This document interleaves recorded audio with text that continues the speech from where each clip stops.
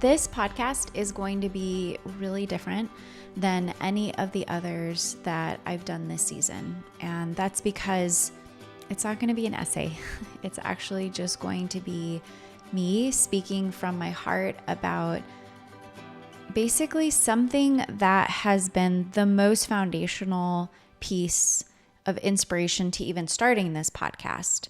And it's something that is very personal. It's a significant thread in my own personal story. And for that reason, it can't be a pre-written essay. And the essays that I've recorded and shared up until this point are deep truths and wisdom that have been illuminated in my heart and have been shared through experiences with friends and my own personal growth journey over the past 10 to 15 years. And they are sacred. They are precious to me because they represent these kernels of inspiration, enlightenment, and honestly, just raising levels of consciousness in my own self over the past couple decades of my life.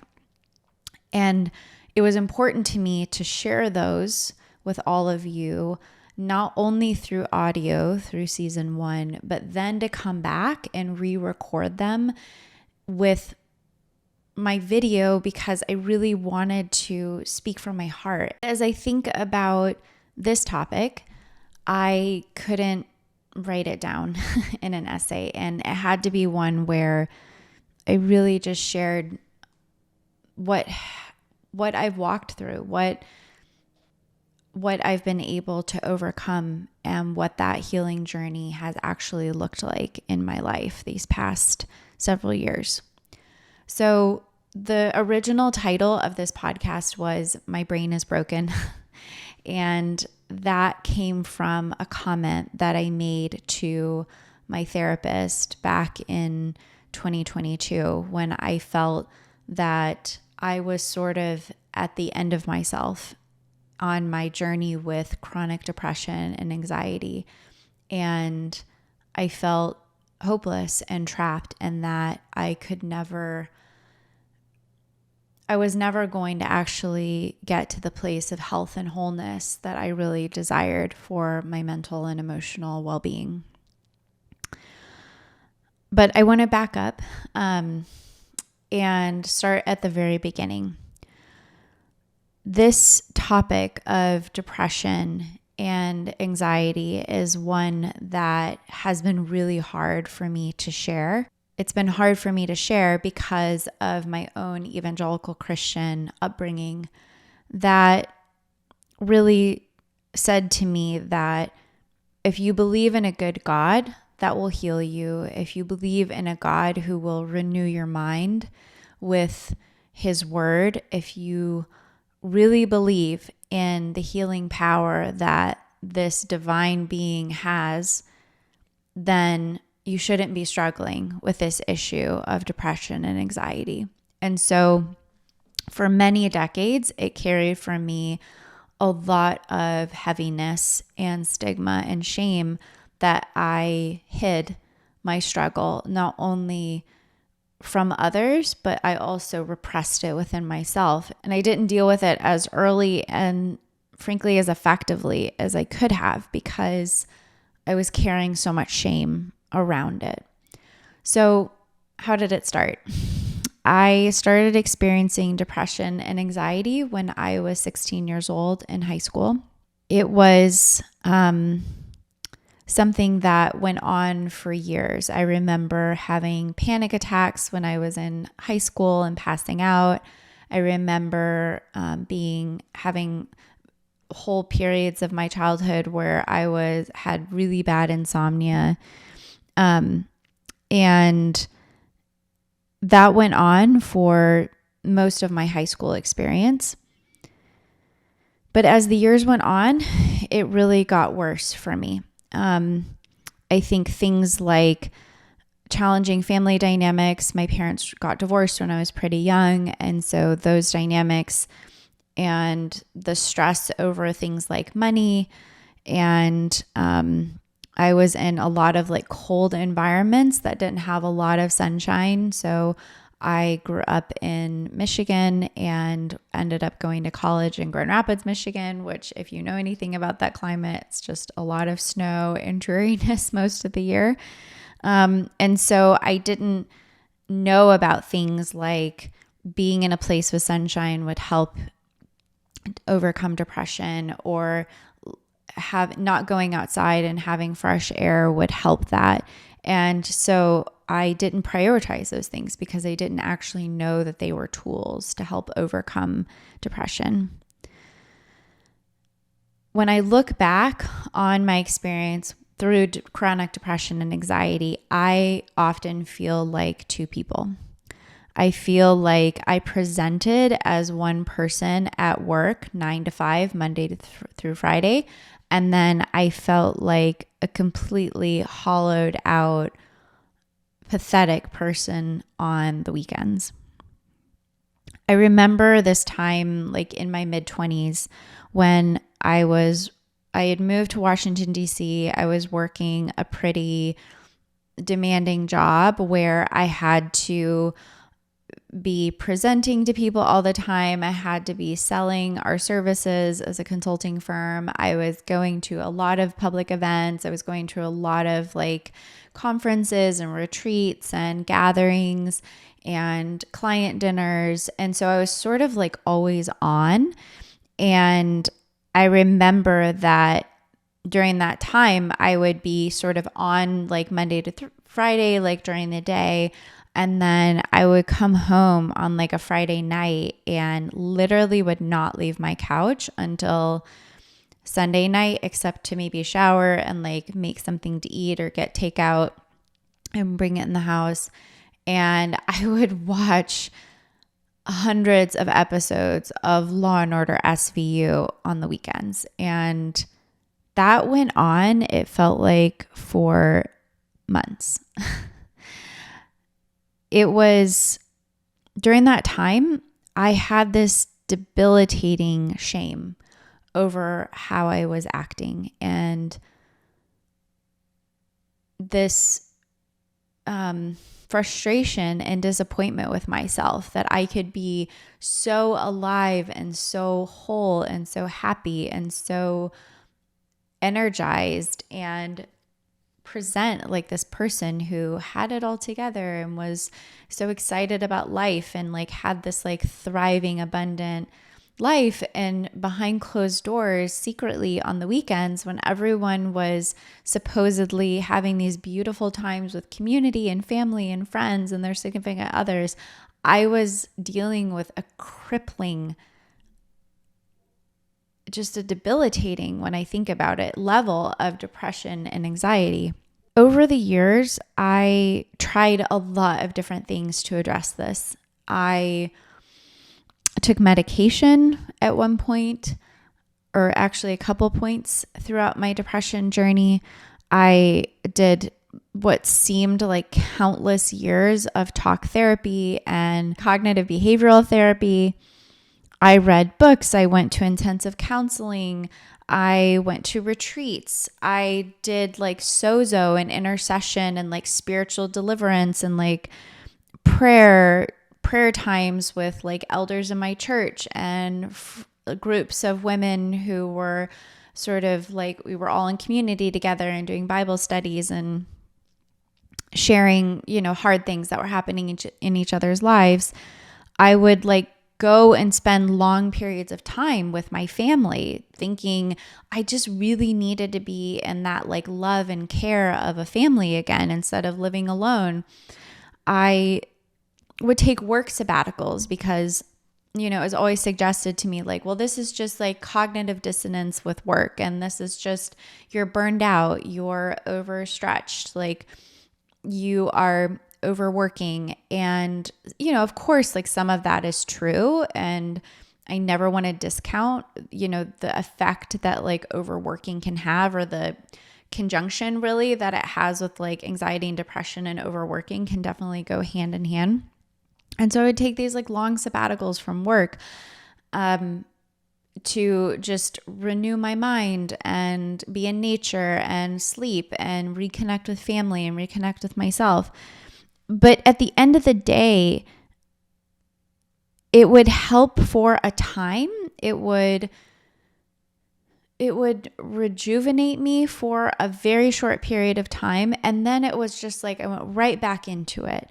So I often used to tell my therapist whenever I felt like I was on the precipice of one of these periods of severe depression, I used to tell her, like, I feel like I'm standing at the edge of a black hole and looking down, and there's nothing I can do except fall in the hole and just go deeper and deeper and deeper and deeper. And I'm trapped. And it's sort of like, if you've ever seen the cartoon, like Disney version of Alice in Wonderland, where like she falls down the rabbit hole, like that's what I felt like, but like within a dark, deep black hole that like didn't lead to Neverland. Like it led to like just more and more and more self-loathing and shame and depression, and ultimately, you know, in some instances, suicidality, like these crazy thoughts that I would have. And to be honest, like those times were really scary, and they were destabilizing, and they made me feel really helpless. And every time that it would happen, I was so deeply ashamed of what I was battling and what I was dealing with that I would always withdraw from people and make up excuses, because I knew that it was about to get really hard and ugly in my life, and I didn't want anyone to see me like that. These periods seemed to intensify when I was working in DC. I think it's because I was stressed on so many different levels. And by 2017, my depression had become crippling and in some cases life-threatening. I wasn't taking care of myself. I didn't have the proper support system in place, even though I would tell people I did. I knew that I didn't, because I was scared if people were to look behind the curtain, that they would actually see someone who was really struggling. And I was so scared to let anyone in on the truth of that, because I felt so much shame over it. And I was scared of losing professional clout and social clout if I were to reveal that to anyone. But it was around that time that I had this huge wake-up call. And after that period, that sort of like jolt, I made this huge like lifestyle change, emotionally, physically, spiritually, professionally, everything. I slowed down a lot. I was running up until that point. I was just doing more and saying yes, and always on the road, and extending my trips and taking as many trips as possible. And just like saying yes was a drug to me. It was like I wanted to outrun the pain of my own heart and soul as fast and as much as possible. And so that's what I was doing. And so after I have this like moment of clarity, I really start to slow everything down and become much more intentional in my work. I leaned back into personal faith practices, whether it was going to church or prayer or meditation or listening to sermons or doing Bible studies, or, you know, there's just these practices that I had in my life of leaning into my faith. And I leaned back into community and started attending church regularly and being part of groups where people would know me and love me and give me truth and support. I started moving my body 4 to 5 days a week, like being out in the sunshine and, going to the gym and doing strength training and cardio and like all those sorts of things, not for the purpose of losing weight, which is what I had done up until that point. Like it was all about, I want to look good. I want to be a certain size. I want people to find me attractive, whatever. And so I would really push myself physically. But at this point, it was really about survival. This idea of like taking a walk in nature was 100 times more important to me at that period than going to the gym and making sure that I had burned out the 700 calories that I needed to that day. Like it just like my whole paradigm shifted in like what each of these elements was used for in the arc of my own well-being. So it was around this time that I started seeing a nutritionist, and I had this circle of friends who I kind of brought into my struggle overall, and I made commitments to them and how I would communicate so that I could be held accountable. And I think this is one of the best things that I ever did during that really hard time in my life. But then I also repeated this whenever things got hard for me in 2021, 2022, is that essentially I introduced my friends to each other, and not all of them, of course, a very select group of people, and told them, hey, you get to hold me accountable, and you also get to verify, not only with me, but with each other, that I'm being truthful. And the issue with so many of us who are dealing with depression and who have this inordinate amount of shame over it is that the way to keep yourself safe in that is that you isolate yourself completely, or you do what I did and you isolate the story that you're telling each of these different groups of people or each of these different friends that represent different nodes or different areas of your life. And then so you can tell like one friend like, hey, like I'm not feeling well, or I have a headache, or I'm just really super tired and exhausted from work, so I'm just stay in tonight. Maybe that's true, but for me, 9 out of 10 times, like that wasn't actually true. It wasn't just tired. I wasn't just wiped from work. I didn't really have a headache. Like I was dealing with crippling levels of depression and anxiety, and I was so scared to let that person see me in that state or be honest with the fact that like actually I'm having a really tough time emotionally and I can't interact with people right now. And I was scared to say that. And so I would say these like trite things like, oh, I'm just like really whipped from the week. Like I won't be able to get together with you this weekend. And whenever we can tell those stories and we're not open and honest, and we don't equip our community with the tools to really hold us accountable, but I want to say that in a different way, because it's not really about holding accountable like there's like a stick over your head. Like it's really about the support that we need as human beings who struggle sometimes. And I think like the change that I started to make was like, I'm going to equip you as my friends and as my community to support me better. I'm going to give you the information and permission that you need to be my support system. And that is crucial. It really is. It changes everything of how people can and are allowed to show up for you.